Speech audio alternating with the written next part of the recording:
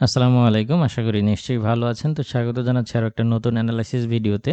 তো ভিডিওর শুরুতেই আমরা যদি দেখার চেষ্টা করি যে আমরা সপ্তাহের শুরুর দিনে যে এনালাইসিসটা করেছিলাম যে মার্কেট একটা সাইডওয়ে রেঞ্জের ভেতরে রয়েছে এবং যতক্ষণ পর্যন্ত $২,৩৪১ ক্রস না করছে ততক্ষণ পর্যন্ত এই সমস্ত এরিয়া থেকে সেল এবং যতক্ষণ পর্যন্ত ৩১৫ থেকে ১৯ ক্রস না করছে ততক্ষণ পর্যন্ত এই এরিয়া থেকে আমরা বাই করতে পারি। তো মজার বিষয় হচ্ছে যে আজকে প্রায় ২-৩ দিন যাবৎ মার্কেটটা কিন্তু এই রেঞ্জের ভেতরেই মুভমেন্ট করতেছে এবং এখনও এই রেঞ্জটাকে ক্রস করতে পারেনি। তো এখানে একটা লক্ষণীয় বিষয় হচ্ছে যে গত ২ দিনে আমাদের কাছে বেশ কিছু ইকোনমি ডেটা আসছে, যেখানে আমরা দেখেছি যে আইএসএম সার্ভিস পিএমআই ডেটাগুলো ডলারের জন্য পজিটিভ ছিল এবং আমরা যদি গতকালকের জব ওপেনিংয়ের ডেটা দেখি সেটাও ডলারের জন্য পজিটিভ ছিল এবং গতকালকে আপনাদের নিশ্চয়ই মনে আছে যে আমি আমার টেলিগ্রাম চ্যানেলে পাভেলের যে স্পিচ রয়েছে সেটাও আমি এখানে শেয়ার করেছিলাম। এখানে যদি ওনার এই আলোচনা বা স্পিচগুলো যদি আমরা ব্যাখ্যা করি তাহলে এগুলোও কিন্তু মোটামুটি ডলারের জন্য পজিটিভ, কারণ এখানে পাওয়েল যেটা আলোচনা করেছে যে মুদ্রাস্ফীতি কমছে কিনা সেটা দেখার জন্য তাদের আরও ডেটার প্রয়োজন, আরও সময় নিতে যাচ্ছে। তো এই সব কিছুই কিন্তু ডলারকে স্ট্রং করার জন্য যথেষ্ট ডেটায় কিন্তু ছিল। কিন্তু এখানে লক্ষণীয় বিষয় হচ্ছে যে এতগুলো স্ট্রং নিউজ আসা সত্ত্বেও গোল্ড কিন্তু এই ২,৩১৫ থেকে $১৯ ক্রস করতে ব্যর্থ হয়েছে। তো এইটা একটা গুরুত্বপূর্ণ ইস্যু। তো এটা নিয়ে আজকের ভিডিওতে আলোচনা করব যে কেন এমনটা হচ্ছে। তাহলে কি ২,৩৩৬ থেকে ৪১ যে রেজিস্ট্যান্স জোনটা রয়েছে এটাকে কি ভেঙে দিবে নাকি?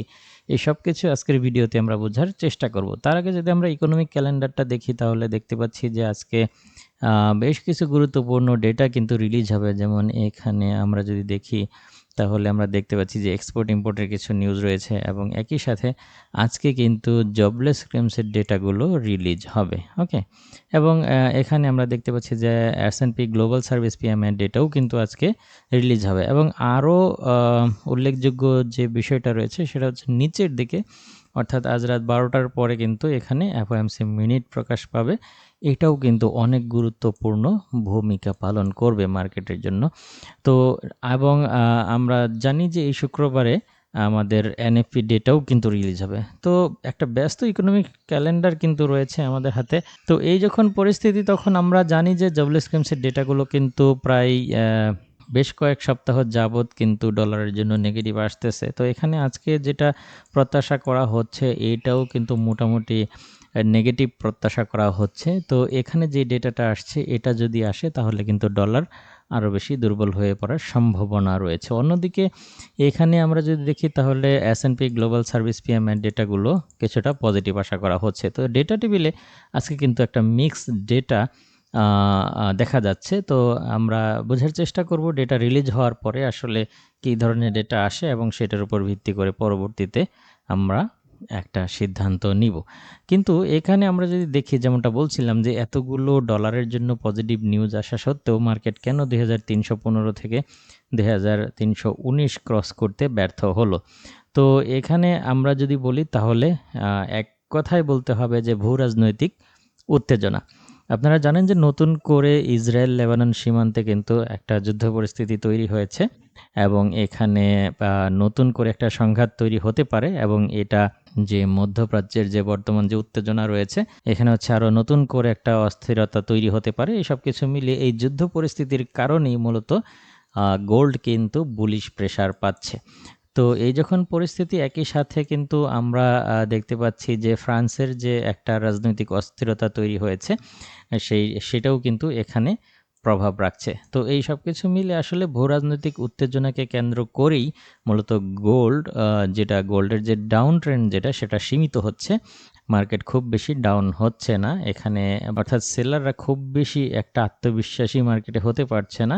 কারণ হিসেবে যদি আমরা আলোচনা করি তাহলে গোল্ড এখনও কিন্তু বেশ হাই প্রাইজে অবস্থান করছে এবং ডলারের জন্য ডেটাগুলোও পজিটিভ ছিল, কিন্তু উল্লেখযোগ্যভাবে কিন্তু গোল্ড ডাউন প্রেসার পাচ্ছে না বা সেলাররা ওইভাবে তাদের সেল পজিশনগুলো হোল্ড করতে আত্মবিশ্বাসী হতে পারছে না।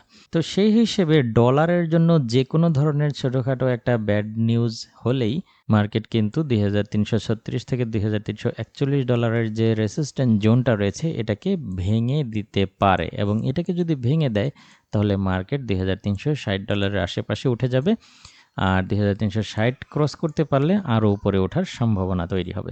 তো এই যখন অবস্থা, তখন আমরা আসলে অপেক্ষা করব যে মার্কেট $2341 ক্রস করে কিনা, আর নিচের দিকে 2315 ক্রস করে কিনা। যতক্ষণ পর্যন্ত এই এরিয়াটাকে ক্রস না করবে ততক্ষণ পর্যন্ত আপনারা এই কনসলিডেশন জোনের ভেতরে থেকে ছোট ছোট করে 30-40 পিপস করে ট্রেড করে করে নিজেদের ইকুইটি বাড়াতে পারেন। তো সেই হিসেবে আপনারা আসলে দেখার চেষ্টা করবেন যে মার্কেট যদি এই লেভেলটাকে পুনরায় রেসপেক্ট করে তাহলে এখান থেকে একটা সেল নিতে পারেন, এবং যদি এই লেভেলে এসে এখানে যেমনটা রেসপেক্ট করেছে ঠিক একইভাবে যদি করে তাহলে এখান থেকে আবার একটা বাইও নিতে পারেন। যখনই এই রেঞ্জটাকে বা এই এরিয়াটাকে ক্রস করবে তখন আসলে পরিস্থিতি চেঞ্জ হয়ে যাবে।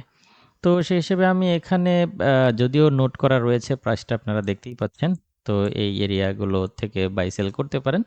আর এখান থেকে বাই সেল করলে ওই যে স্বাভাবিকভাবেই যদি আপনারা স্টপ লস রাখেন তাহলে এখানে $2342 আশেপাশে স্টপ লস রেখে সেল করতে পারেন, আর এখানে নিচের দিকে আপনারা 2313 বা 12 আশেপাশে স্টপ লস রেখে বাই করতে পারেন। অবশ্যই বোঝার চেষ্টা করবেন যে মার্কেট এখানে এসে রিঅ্যাক্ট করে কিনা বা এই জোনগুলোকে রেসপেক্ট করছে কিনা।